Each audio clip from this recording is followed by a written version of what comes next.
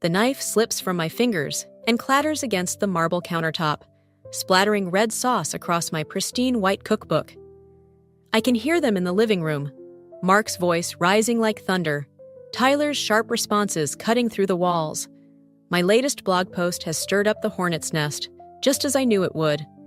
I'm Addison, and this is the moment my carefully crafted life begins to splinter. You let her humiliate us online? Tyler's voice cracks with teenage fury. Everyone at school reads her stupid blog. Watch your tone, Mark snaps back. I'm handling this. I wipe my hands slowly on my apron, savoring the tremor of anticipation coursing through me. The post wasn't even that inflammatory, just a little story about family dynamics gone wrong, sprinkled with carefully chosen details that only they would recognize. The passive-aggressive masterpiece took me 3 days to perfect. Handling it? Like you handle everything else? Tyler's footsteps pound across the hardwood. By pretending nothing's wrong, I step into the doorway, shoulders squared. Mark's face is flushed, his perfectly pressed dress shirt wrinkled from gesturing. Tyler stands near the fireplace, fists clenched, looking so much like his father it makes my stomach turn. Everything okay in here? I keep my voice light, pleasant. The voice of the successful cookbook author and lifestyle blogger they've come to despise. Mark's eyes narrow.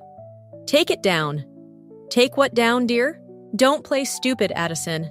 That little story about the controlling father and his puppet son? Real subtle. I lean against the doorframe, crossing my arms. It's fiction, Mark. Creative license. My readers love family drama. Your readers? Tyler spits the words. You mean the thousands of strangers you feed our private lives to? They're called subscribers, honey. And they pay our bills. I smile, watching Mark's jaw clench.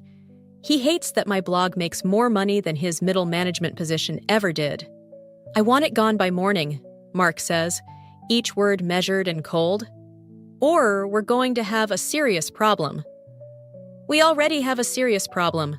I straighten up, dropping the pleasant mask. Several, actually. Would you like me to list them alphabetically or chronologically? Tyler storms past me, shoulder checking me hard enough to make me stumble. The stairs thunder under his feet, followed by the slam of his bedroom door.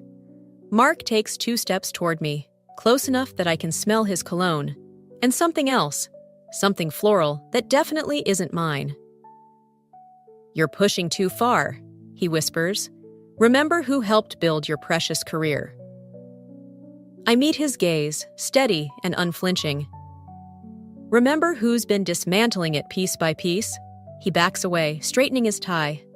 The post comes down, Addison. End of discussion. I watch him grab his keys and briefcase, heading for the door at 9 p.m. Another late night at the office, no doubt. The front door closes with deliberate softness, worse than any slam. Back in the kitchen, I pull up my blog on my tablet. The post has already gone viral, screenshots spreading across social media like wildfire. Even if I wanted to, I couldn't contain it now. My finger hovers over the delete button for a moment before I close the browser. My phone buzzes with a text from Jason. You okay? Saw the post. Call if you need backup. I type back quickly. I'm fine. Everything's going according to plan. The house settles into silence around me, broken only by muffled music from Tyler's room. I pick up the knife again, wiping off the sauce. The blade catches the light, gleaming like a promise. This was just the first cut, surgical and precise. They have no idea what's coming next. I open my laptop and begin typing the next post. This one will be about secrets, lies, and a woman named Rachel who works too closely with her boss. Let's see how Mark handles that tomorrow morning. The old photos mock me from their silver frames. Mark and me on our wedding day, his arm possessively around my waist. Tyler's first baseball game, where Mark coached his team to victory. Happy moments frozen in time, preserved behind glass like museum pieces of a life I barely recognize. I'm arranging dinner plates when Mark finally emerges from his study, phone pressed to his ear. Yes, we'll review those numbers tomorrow, he says, voice dripping with that honeyed tone he reserves for important calls. Thanks, Rachel. You're a lifesaver. Rachel. The name hits me like a slap. I've seen it flash across his phone screen too many times lately, always accompanied by that little smile he thinks I don't notice. Important work call? I keep my voice neutral, sliding a casserole onto the table. Just wrapping up some quarterly projections. He loosens his tie, avoiding my eyes. Where's Tyler? Football practice, though I doubt he's actually there. Mark's head snaps up. What's that supposed to mean? I saw him downtown yesterday with those new friends of his, during practice hours. I serve the food with precise movements, but I'm sure you'll find a way to excuse it. Don't start, Addison. Not tonight. When should I start, Mark? When he fails senior year? When he gets arrested? He slams his hand on the table, making the silverware jump. Maybe if you hadn't driven him away with your constant criticism. My criticism? I laugh, the sound sharp as broken glass. That's rich, coming from the man who told him my career was just a hobby. Your little cooking blog was supposed to be a hobby. Now it's taken over everything. He stabs at his food. You've changed. Into someone you can't control anymore? The front door slams before he can answer. Tyler storms through, reeking of cigarettes and defiance. His girlfriend Lily trails behind him, looking uncomfortable. You're late, Mark says. Practice ran long. Tyler grabs Lily's hand. We're studying upstairs. Sit down, I say. Both of you. Family dinner isn't optional. Tyler sneers. We're not family. You made that clear in your blog. Tyler, Lily whispers, tugging his sleeve. Maybe we should... No. He yanks away from her. I'm sick of pretending everything's fine. You write about us like we're characters in your stupid stories, twisting everything to make yourself look good. I write the truth, I say, meeting his glare. Maybe that's what bothers you both so much. Mark pushes back from the table. Enough! Tyler, take Lily upstairs. We'll discuss this later. There's nothing to discuss. Tyler turns to leave, but Lily doesn't move. She's staring at her phone, face pale. Tyler, you should see this. He grabs the phone, color draining from his face as he reads. Mark's phone buzzes a moment later, then mine. The notifications pop up simultaneously. My latest blog post, already going viral. You promised to take it down, Mark growls. I promised nothing. I take a slow sip of water. And this one's different. This one's about a woman named Rachel and all those late nights at the office. The silence that follows is absolute. Tyler looks between us, realization dawning in his eyes. Lily backs away, mumbling something about calling her mom. Mark's voice drops to a dangerous whisper. You have no idea what you've started. Actually, I do. I stand, gathering the untouched plates. I'm finishing what you started years ago, when you decided I wasn't enough anymore. Tyler bolts upstairs after Lily. Mark grabs his keys, hands shaking with rage. This ends now, he says. I'm calling my lawyer. Good. I smile, sweet as poison. Tell him to check your company emails while he's at it. I'm sure Rachel's kept copies of everything. He freezes, hand on the doorknob. For a moment, I see fear crack through his perfect facade. Then he's gone, tires squealing in the driveway. I pull out my phone and text Jason. It's done. Phase 1 complete. His reply comes instantly. You okay? I look around the empty dining room at the family photos that tell such pretty lies. Never better, I type back. The real fun's about to begin. Upstairs, I hear Tyler's door slam, followed by muffled arguing. Soon he'll discover his private messages with Lily have been leaked too.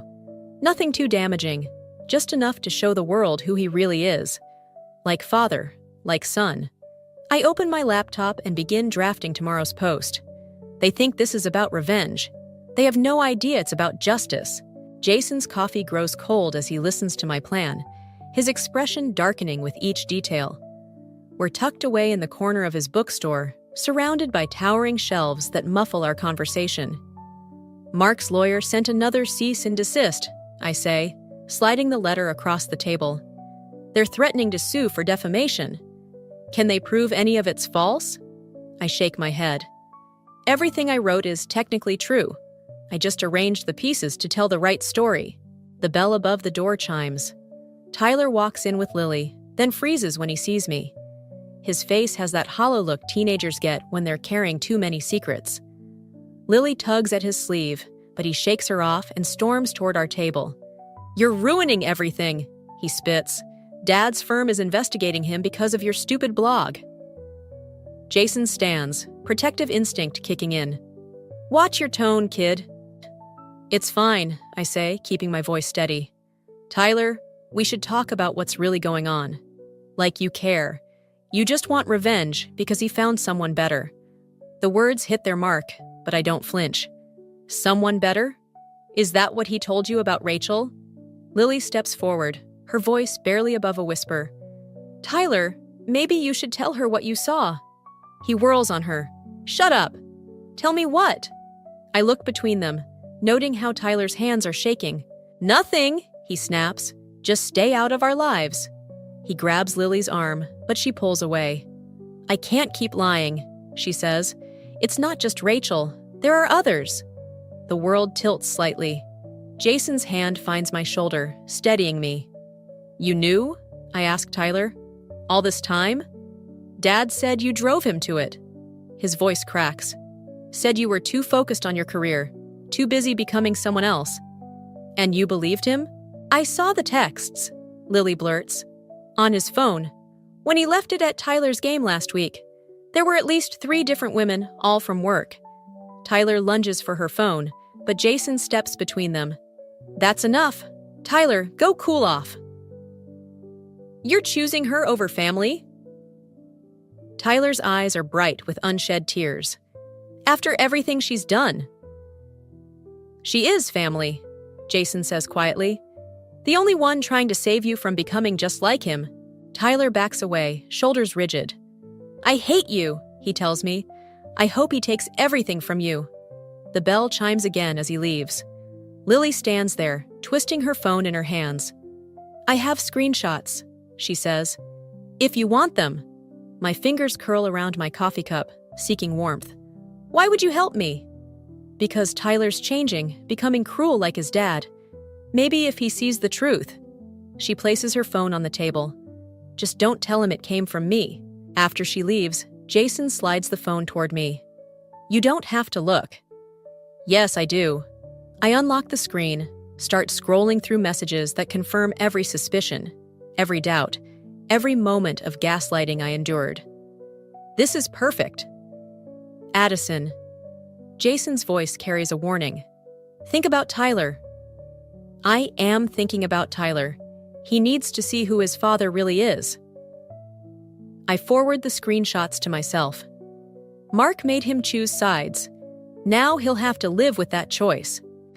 And if this breaks him, then he'll learn what I learned, that sometimes you have to break before you can rebuild. Jason sighs, running a hand through his graying hair. "What's your next move?" I pull out my laptop, fingers hovering over the keys. "A story about fathers and sons, about inherited lies and the weight of choices. He'll come after you harder this time." "Let him." I start typing, each word a bullet in my arsenal. I'm done being the victim in his story. Through the bookstore window, I catch a glimpse of Tyler in the parking lot, slumped against his car. For a moment, I see the little boy who used to beg me to read him bedtime stories. Then he straightens, pulls out his phone, and his face hardens into Mark's mask. "Sometimes," I tell Jason, "the kindest thing you can do for someone is force them to face the truth.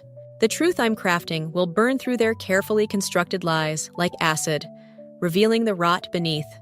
Mark thinks he's fighting to save his reputation.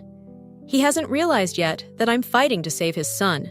The email from Rachel arrives at 3 a.m. Its timestamp a digital confession of sleepless guilt. I've been waiting for this, the inevitable crack in Mark's carefully constructed facade. My cursor hovers over the attachment labeled Financial Records. My mother's voice echoes in my head from our conversation yesterday. Revenge is like holding onto hot coals, hoping someone else gets burned. I click anyway. The spreadsheets tell a story that makes my published blog posts look like children's fairy tales.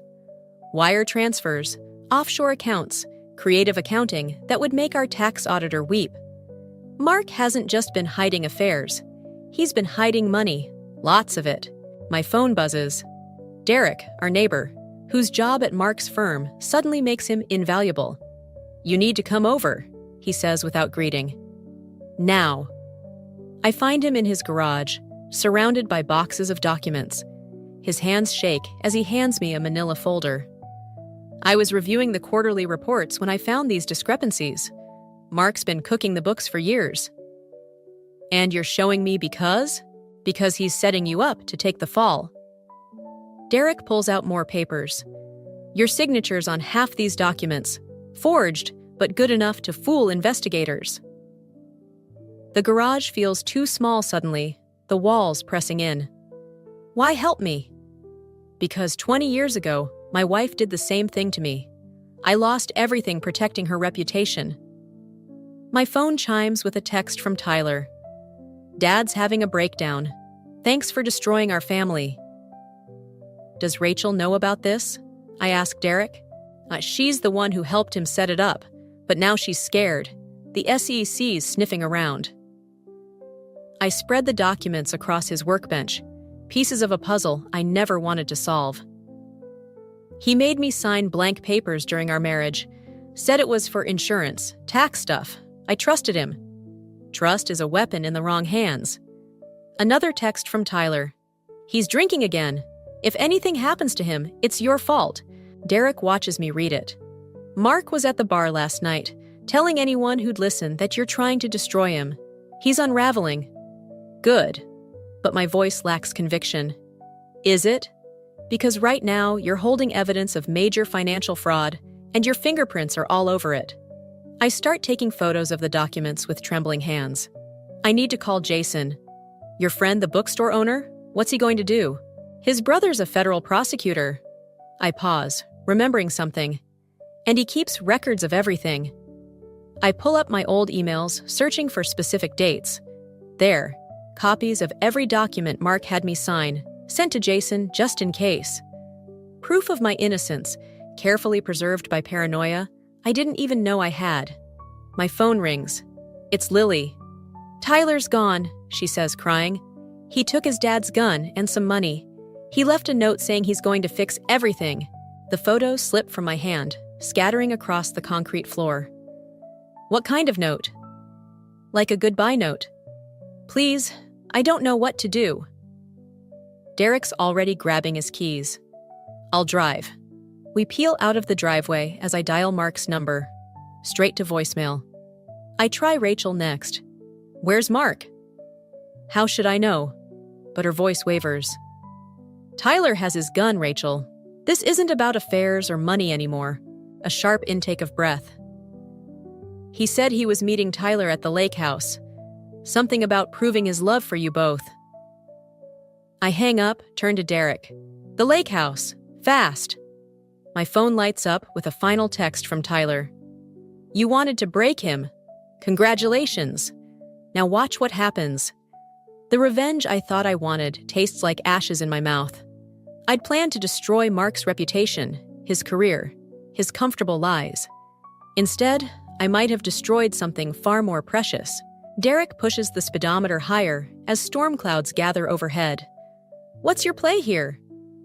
"I don't know anymore." I stare at the darkening sky, remembering Tyler as a child, learning to swim in that lake. I just know I can't let him become his father's last victim. Or mine. The lake house looms dark against the stormy sky, its windows reflecting lightning like camera flashes. Derek kills the headlights as we pull up, gravel crunching under the tires. Mark's car sits empty in the driveway, driver's door still open. "Call the police," Derek says. I shake my head. "They'll escalate things. Tyler's scared enough." Inside, rain drums against the roof as we move through rooms thick with memories. Family vacations, holiday gatherings, moments when we actually felt like a real family. A half-empty whiskey bottle on the kitchen counter leaves no doubt about Mark's state of mind. "Dad?" Tyler's voice echoes from upstairs, raw and desperate. "Is that you?" Derek reaches for his phone, but I grab his wrist. "Let me handle this." "Addison," Mark's voice now, slurred but dangerous. Come up and see what you've done to your family. I start up the stairs, each step creaking like an accusation. Derek follows, despite my gesture to stay back. Tyler, I call out, we can talk about this. Talk? Tyler laughs, bitter and broken. Like your blog talks about us? Making us into characters for your revenge story? I reach the top landing. They're in the master bedroom. Tyler by the window, Mark slumped in an armchair. The gun rests on Tyler's lap, his fingers tracing its outline. Put it down, son, Derek says from behind me. Don't call me that. Tyler's hand tightens on the weapon. You're just another one of her allies, everyone taking her side while Dad loses everything. Your father chose this path, I say, taking a careful step forward. The affairs, the fraud. Shut up! Mark lurches from his chair. You think you know everything? You think your little exposé makes you righteous? I know about Rachel, I say, and the others. I know about the offshore accounts. Tyler's head snaps up. What accounts? Don't listen to her, Mark sways, reaching for the gun. She's trying to turn you against me, like she always has. By telling the truth. My voice rises despite myself. Show him the transfers, Mark. Show him how you've been stealing from his college fund to pay off your mistresses. The gun wavers in Tyler's grip. Dad? Lightning flashes, illuminating Mark's face, no longer handsome, just hollow and afraid. I was protecting us. Everything I did was for this family. Was Rachel for the family? The words taste like poison. The accountant before her? The intern? Stop it! Tyler stands, gun pointed at the floor. Just stop destroying everything. Your father already destroyed it, Derek says quietly. Addison just exposed the wreckage. Mark lunges suddenly, grabbing for the gun. Tyler stumbles back, startled. The weapon discharges with a deafening crack. Time fragments like broken glass. Derek tackles Mark. Tyler drops the gun, horror spreading across his face, and I'm pressing my hands against Mark's shoulder, blood seeping between my fingers, while he stares up at me with something between hatred and recognition. You won, he whispers. Happy now? Tyler backs away, shaking. I didn't mean... I never wanted... Call an ambulance, I tell Derek, maintaining pressure on the wound. Tyler, look at me. This isn't your fault. Everything's my fault, he says. That's what you've been writing all along, isn't it? How I'm becoming him. Sirens wail in the distance as rain pounds against the windows. Mark's blood feels warm against my cold hands, and I remember other moments of intimacy turned to violence. Not physical, but emotional wounds that never quite healed. I wanted justice, I tell Tyler, my voice steady despite everything. But not like this. Never like this. He slides down the wall, wrapping his arms around his knees like he did as a child after nightmares. What happens now? I look at Mark, barely conscious, then at Derek calling emergency services, and finally at Tyler, 17 and terrified, caught in the crossfire of adult vendettas. Now we tell the truth, I say, all of it. No more blogs, no more secrets. Just reality, however ugly it is. Lightning flashes again, and in that stark moment, I see my revenge for what it really is. Not justice, but a poison that's touched everyone I claim to be protecting. The sirens grow closer, promising questions I'm not sure how to answer. But as I hold pressure on Mark's wound, I realize some answers matter more than others, like how to stop a cycle of destruction before it claims another generation. The hospital waiting room smells like bleach and broken promises. Tyler sits 3 chairs away, handcuffed to a police officer, while Rachel paces by the vending machines in her designer heels. The click, click, click of her steps matches my heartbeat. Mrs. Harrison? The detective's badge catches the fluorescent light. We need to discuss the financial documents found at the lake house. My hands still feel sticky with Mark's blood. Now? Your fingerprints are on multiple fraudulent documents, and given your blog posts, we have evidence of premeditation. Tyler's head snaps up. Premeditation? Your stepmother may have orchestrated this entire situation. The detective's words cut through the antiseptic air. Including the shooting. Rachel stops pacing. I told you she was dangerous. Mark said a lot of things. I stand, legs shaking. Check the dates on those documents. Check the signatures. We did. He pulls out his phone, showing me an email. Including this one, where you discussed making him pay with someone named Jason. My stomach drops. Our private conversations, carefully encrypted, now twisted into evidence. Jason's support becoming a weapon against me. It wasn't her fault. Tyler's voice cracks. I'm the one who... Don't. I cut him off. Don't say another word. The surgery doors swing open. Evelyn hurries in, her face ashen. Addison, what have you done? Mom, They're charging you with conspiracy and attempted murder. Her hands tremble as she clutches her purse. The police just searched your house. They found everything. Everything? Rachel steps closer, vulture-like. The offshore account records, the forged documents, the emails about... Evelyn falters. About making it look like an accident. The detective moves toward me.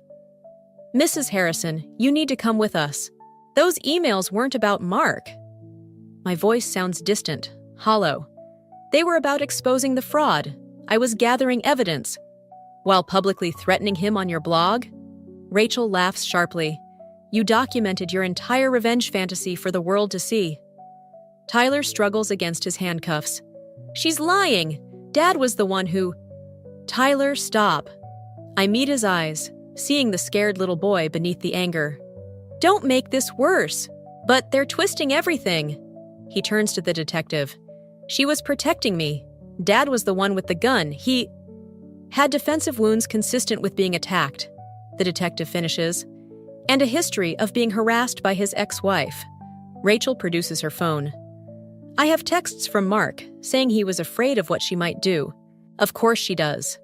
They planned this, probably from the moment I started the blog. Every post I wrote, every piece of evidence I gathered, now weaponized against me. Addison. Evelyn's voice breaks. Please tell me you didn't plan this. I look at my mother's face, at Tyler's desperate eyes, at Rachel's triumphant smile. The revenge I thought I controlled has spiraled into something monstrous, consuming everything in its path. I need my lawyer, I say quietly. The detective produces handcuffs. Mrs. Harrison, you're under arrest for conspiracy to commit murder, financial fraud, and... She was protecting me, Tyler shouts, tears streaming now. Dad was stealing my college fund. He was lying about everything. Tyler, enough! My voice comes out sharper than intended. This isn't your fault, any of it. As the detective reads my rights, I catch a glimpse of Mark's surgeon approaching. His expression tells me Mark will survive. Another twist of the knife. He'll live to spin his version of events, to play the victim while I face charges. Mom, I whisper as they lead me away. Take care of Tyler. Rachel's heels click, click, click behind us, probably already planning her next move. The detective's grip tightens as we pass the emergency room where Mark lies, surrounded by machines and morphine dreams. My revenge has come full circle, transforming me from victim to villain in one pull of a trigger. As the hospital doors slide open to a wall of waiting reporters, I realize Mark has won after all. He's made me into exactly what he always claimed I was, a monster of his own creation. The cameras flash like lightning at the lake house, capturing my fall from grace in high definition. The visiting room at the county jail smells like desperation and cheap coffee. Mark sits across from me, his arm in a sling, looking smaller without his expensive suits and practiced charm. Rachel hovers by the door like a well-dressed vulture, while our lawyers exchange whispers at opposite ends of the table. You could have killed me, Mark says. You're thinking of Tyler, the son you manipulated into pulling that trigger. His good hand clenches. I want to make a deal. No deals, Rachel interrupts. We have her exactly where... Shut up. Mark's voice carries an edge I haven't heard before. This ends today. My lawyer slides a document across the table. Full confession of the financial fraud. Sign it. And destroy myself? Mark laughs, but it sounds hollow. That's your play? I lean forward, keeping my voice steady. Check your phone, Rachel. The SEC just received some interesting emails. She fumbles with her designer purse, face paling as she reads. Mark, she's bluffing. She couldn't have. Derek kept copies of everything, I say. Every transaction, every forged document, every deleted email, including the ones where you two planned to frame me. Mark's facade cracks slightly. You're in custody. They have evidence. They have what you wanted them to see. I slide another paper forward. But Tyler's girlfriend had her own evidence. The texts where you admitted stealing his college fund, where you planned this whole setup. Rachel moves toward the door, but a guard blocks her path. It's over, Mark. My hands are steady now. Sign the confession, or I release everything, not just to the SEC, but to every media outlet that's been following this story. You'll go down with us, Rachel snaps. Maybe, but Tyler won't. I meet Mark's eyes. That's the difference between us. I'm willing to burn if it means protecting him from becoming you. Mark stares at the confession, jaw working. You planned this. Even in custody, you were still learning from the master of manipulation? I smile without warmth. You taught me well. A commotion outside draws everyone's attention. Through the window, I see Tyler being led in by officers, Lily and my mother beside him. He looks different, older, harder, but somehow clearer. He's here to testify, my lawyer says, about everything. The gun, the threats, the money, all of it. Mark's face crumples. Tyler wouldn't. Already did. I push a pen toward him. Your choice now. Sign and face the fraud charges alone, or let your son tell the world what kind of father you really are. Rachel grabs her things. I'm calling my lawyer. Too late. My lawyer holds up his phone. The SEC has already frozen your accounts, both sets of them. Mark picks up the pen with trembling fingers. As he signs, I see the man I once loved. Weak, scared, finally facing consequences. The victory tastes like ash. Was it worth it? He asks, pushing the signed confession back. Destroying our family for revenge? You destroyed us long ago. I stand as the guards move in. I just made sure Tyler survived the wreckage. Through the window, I watch Tyler hug Lily, his shoulders straight, no longer carrying his father's weight. My mother catches my eye, nodding once, proud, sad, understanding. Rachel's taken into custody first, her designer heels clicking one last time on the concrete floor. Mark follows, pausing at the door. I did love you, he says. Once. No. I gather the confession, my ticket to freedom. You loved controlling me. There's a difference. The guards lead him away as my lawyer starts making calls. In minutes, the charges against me will be dropped. In hours, the true story will hit the news. By tomorrow, Mark and Rachel's carefully constructed world will be ashes. But watching Tyler through the glass, seeing him choose truth over loyalty, justice over protection, I realized this was never about revenge. It was about breaking cycles, about showing him a different kind of strength. Sometimes the greatest victory isn't in destroying your enemy, but in refusing to become them. The guard comes to release me, and I step toward my future, leaving the taste of revenge behind. Steam rises from the hot springs like memories trying to escape. My mother sits beside me, her silver hair gleaming in the sunset, while Tyler and Lily splash in the deeper pool nearby. Their laughter echoes against the mountains, young and uncertain, but healing. Rachel made a deal with prosecutors, I tell my mother, watching ripples spread across the water. Full testimony against Mark in exchange for reduced charges. She nods, understanding the weight of what I'm not saying. And the blog? Deleted. Some stories need to end. Tyler swims closer, his face more open than I've seen it in years. Jason called. Dad's sentencing is tomorrow. Are you going? I ask. No. He looks at Lily, then back at me. But I wrote him a letter about everything. The water feels warmer suddenly, or maybe it's the pride warming my chest. Tyler chose truth over loyalty, strength over anger. He's becoming someone different than his father, than the angry boy who once pointed a gun at shadows. I knew about Mark's affairs, my mother says quietly. Long before you did. The admission hangs in the steam between us. Why didn't you tell me? Because you needed to find your own strength, not have it handed to you like some inherited wisdom. Tyler and Lily drift back to their pool, their whispered conversation carrying traces of future plans, college, dreams, possibilities unmarred by the past. I found this in the lake house. My mother pulls a photograph from her robe pocket. Mark and me on our wedding day, his arm around my waist. Both of us smiling at a future we couldn't see clearly. You should burn it, Tyler calls over. But there's no bitterness in his voice now. No. I let the photo float on the water. Some things shouldn't burn. They should just float away. My phone buzzes. Derek texting updates about the SEC investigation. I silence it without reading. Tomorrow will bring new challenges, legal battles, the slow untangling of financial webs. But tonight belongs to steam and stars and the sound of young love learning to trust again. You never told me, my mother says, if the revenge was worth it.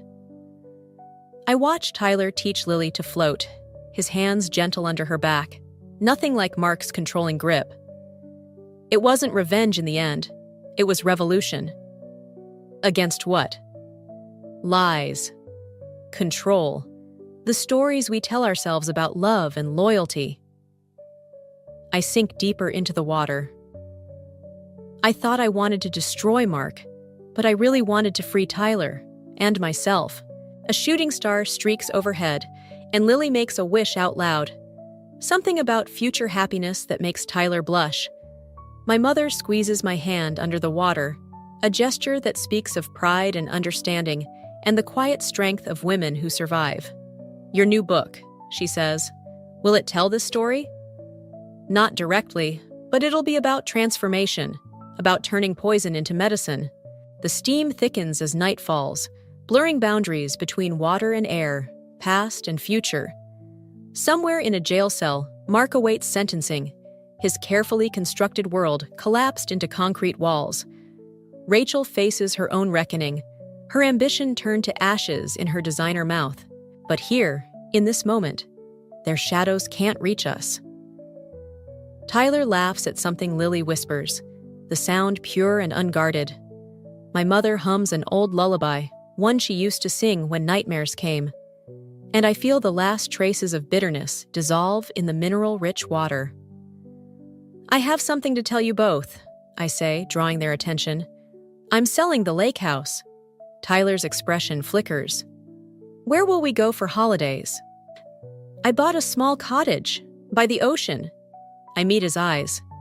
Sometimes you need salt water to heal old wounds. He nods, understanding the metaphor, the need to build something new from the ground up. Lily squeezes his hand, and my mother smiles, the kind of smile that says she knew all along where this journey would lead. The stars multiply overhead, reflecting in the dark water like scattered diamonds. Tomorrow will bring its own challenges, but tonight we float in transformation, letting the warm water wash away the last echoes of retribution, replacing them with something stronger than revenge. Hope. Hope. Hope. Hope.